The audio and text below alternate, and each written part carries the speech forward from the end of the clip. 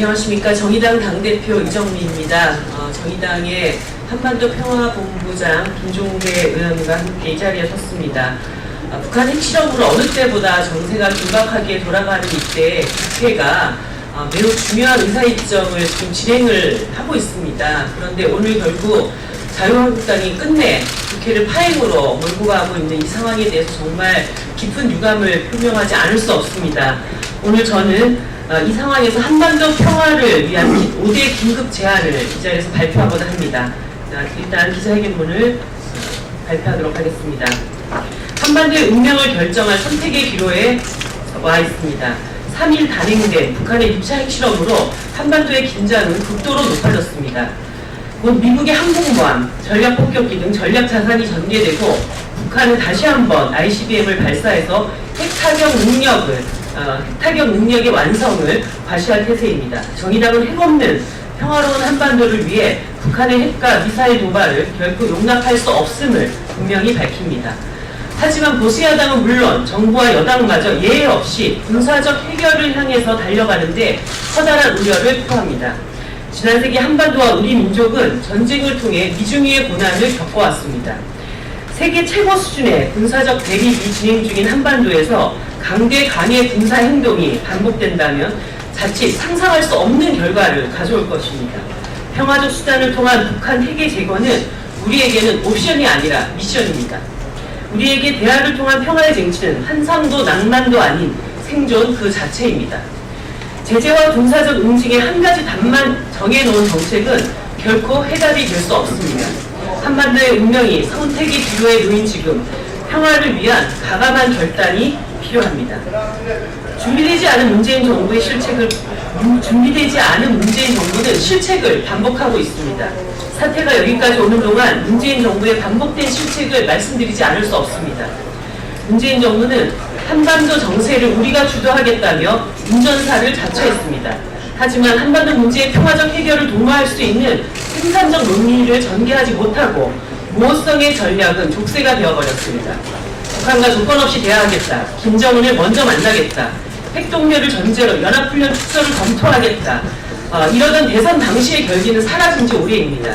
집권 초에 지난 정부의 사드 배치가 앞당겨진 진상을 규명하겠다. 사드에 대한 사계절 환경 영향 평가를 실시하겠다. 국회에서 사드 문제를 공론화하겠다. 사드 배치 지역의 주민과 대화하겠다던 말도 이제는 빈말이 되고 거꾸로 사드 임시 배치가 강행되었습니다. 북의 도발 수위가 높아지면 모국 수위도 높인다는 반성적인 대응은 핵 문제의 근본적인 해법이 될 수 없습니다.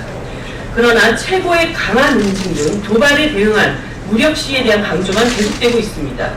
어제 송영무 국방부 장관의 전술핵 검토 발언 등 정부조차 평화의 길을 열어두지 않는 모습입니다. 국민의 불안감은 더 커지고 있습니다. 지난 6월 한미정상회담 직전 뉴욕타임스는 이제 트럼프가 문재인 대통령 말에 귀를 기울여야 한다며 사설을 게재한 바가 있습니다. 북한 핵에 대한 통찰도 해결의 프로세스도 준비되지 않은 트럼프 정부를 우리가 견인해야만 했습니다. 미국의 많은 전문가들이 동조했던 의견입니다. 그러나 이도저도 아닌 모호성으로 엉거주춤하는 사이에 중국의 경제 보복은 더욱 강화되었습니다. 이제 한중 관계는 사실상의 이혼 상태에 돌입하고 있습니다. 북한 핵 문제 해결은 더욱더 멀어졌습니다. 정부가 혼란에 빠지자 보수 야당은 노골적으로 전쟁을 선동하고 있습니다. 혼란기의 보수 야당은 핵 추진 잠수함 보유와 한반도 전술핵 재배치, 심지어 독자적인 핵 보유까지 검토하자는 등 전혀 실현 가능성 없는 소위 무장평화론을 외치고 있습니다.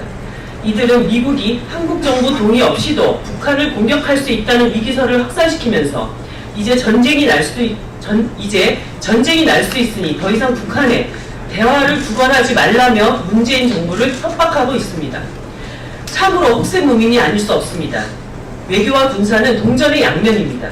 북한과 대화를 단절하여 외교적 노력의 여지를 스스로 제거하고 오직 무장으로 이 나라 생존을 도모하자는 이 무모함과 비정상성은 어느 구실의 궁극적인 망령입니까? 더구나 국회 파행으로 극도의 정치 불안을 조성하여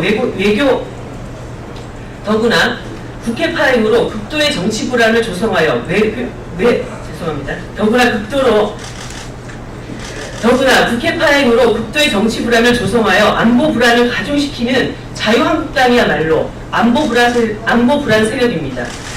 자유한국당은 국민의 해초리를 막기 전에 어서 국회로 돌아와 본분을 다해야 할 것입니다. 우리는 근세 이래 단 한 번도 무장으로 안보에 성공한 적 없으며 오직 강대국 간의 세력 분열의 틈바구니에서 평화 공전의 열망으로 그나마 이만큼의 평화를 누려왔습니다. 우리 운명을 스스로 결정하고 평화 번영의 한반도를 주도해야 합니다.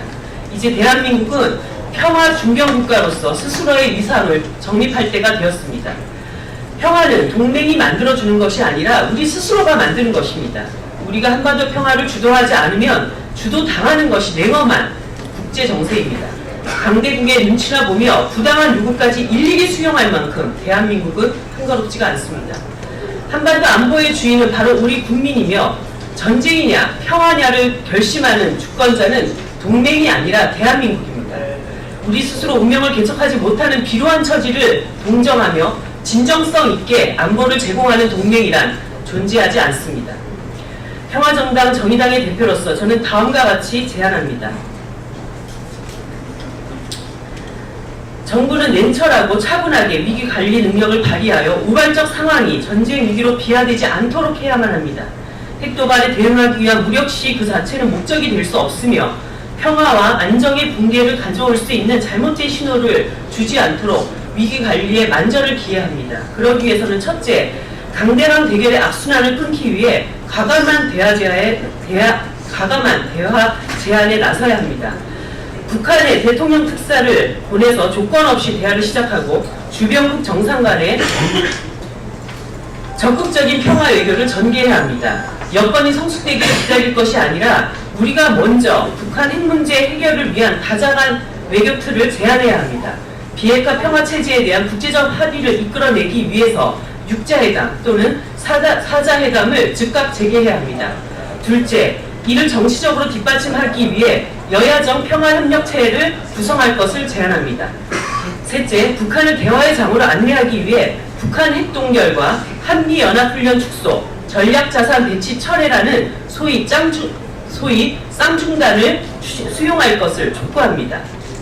일단 급한 대로 북한의 추가 핵실험과 미사일 발사를 중단하여 미래의 핵을 제거해야 합니다. 그렇게 만들어진 신뢰의 바탕 위에 과거 핵을 제거하는 비핵화 프로세스를 신속히 작동시켜야 합니다. 핵동결 협상을 위한 쌍중단을 우선적으로 도모하지 않고서는 문재인 대통령의 베를린 선언도 실현될 수 없습니다. 넷째, 사드 임시 배치를 중단하고 지난 정부의 안보 적폐 세력의 밀실 외교에 의한 사드 조기 배치의 진상을 규명해야 합니다. 이 점은 지난 6월에 문재인 대통령 스스로 말한 바입니다. 더불어 지역 주민이 참여한 가운데 전략적 환경 영향 평가를 애초 약속한 대로 실시해서 민주적 절차를 준수하는 새로운 정부의 면모를 보여주셔야 합니다. 다섯째, 준비되지 않은 한미 정상회담부터 추진해서 한반도 평화 외교의 주도권을 상실하고 실책을 거듭하고 있는 외교 안보라인 다섯째, 준비되지 않은 한미 정상회담부터 추진해서 한반도 평화 외교의 주도권을 상실하고 실책을 거듭하고 있는 외교 안보 참모 라인을 전면적으로 쇄신해야 합니다. 이상의 5대 제안을 바탕으로 정의당은 더 거센 도전과 시련이 밀려오는 한반도에서 평화정당으로 당당히 맞서겠습니다. 미국과 중국이 이렇게 우리나라를 거칠고 함부로 다룬 적은 일찍이 없었습니다. 그 상당 부분은 북한의 핵미사일 보도와의 책임이 있지만 스스로의 운명을 결정하지 못하고 강대국 눈치라도 우리에게도 분명히 일단의 책임이 있습니다. 저는 문재인 대통령께 말씀드립니다. 우리는 다음 세대에게 전쟁의 불안을 물려줄 수 없습니다. 우리에게는 첫째도 평화, 둘째도, 셋째도 평화입니다. 평화를 향한 불굴의 의지로 당당하고 소신있게 외교 안보 정책을 전개하시기를 바랍니다. 힘이 부족하면 국민에게 도움을 청하십시오. 우리는 기꺼이 도울 준비가 되어 있습니다. 이상 회견을 마치도록 하겠습니다. 감사합니다.